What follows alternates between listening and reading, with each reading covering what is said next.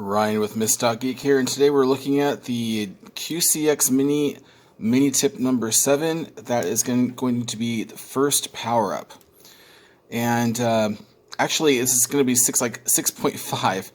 I noticed that when I actually soldered in the added capacitor, the 10 microfarad 16 volt capacitor, I smelled burning plastic. What was it? It was this. You do need to get your soldering iron in here, and I bumped this connector. So if you do bump this connector and burn some plastic, do not fret. Just trim off that extra plastic. The metal connector in there will be fine. So that's what I've done. I've actually made that mistake a couple of times. And so first thing I want to do on before powering it up, and this is all talked about in the manual, but I like to take some extra precautions, especially after a recent project failure, which you can find elsewhere on my YouTube account, on my channel. The first thing is I want to make sure there are no dead shorts. So what I'm going to do is I'm just going to test the power connector from underneath. And it's true, I did not flood this with solder in case I want to change the connector later. So we'll just check right here. Now there's always conductivity here. These are the ground lugs, but this is tip and these are the grounds. So there should be no conductivity there, and there isn't. So the next thing we want to do is inspect the whole board. Now I've got it underneath my my lit magnifier lamp right now, and I just want to go through it. And this is actually part of the initial inspection to make sure all the SMD components are on correctly and that there's no solder blobs from the factory. So I did that, and I'm confident there aren't any.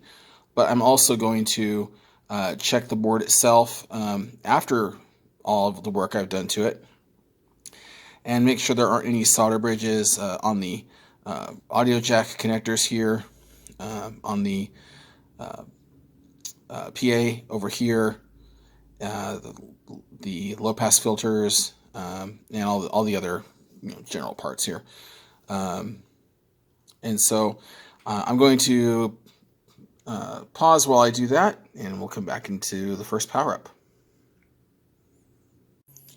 Alright, I've completed my inspection, and I've decided to go ahead and power it up using this 4 or 8 AA cell battery pack. And so I've wired that up to the requisite 2.1 by 5.5 coaxial connector, which will go right here. And this pack is currently testing at 11.9 volts. And by the way, I've got this sitting on the bag that it came in, so that it's insulated against any fluff or any of the little things I've got sitting on my workbench here. I'm going to be using a QRP Labs, I think that's a 10 watt, 5 or 10 watt dummy load. Just got a little cable here for it. And so let's do the first power up.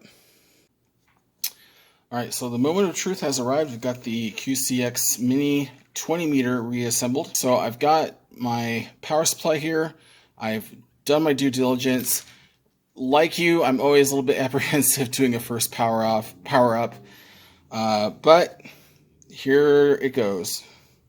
Now it's quite likely I'm not going to see anything on the screen because the LCD contrast adjustment will probably need to be tweaked a little bit, but I've got the little screwdriver that can do that. So we'll power it up and hope for nothing, actually. Okay, that's what we got. Nothing. Cool. No smoke either. That's really good. Awesome. Hey, look at that. Select band. Okay. Told you that we were hoping for nothing.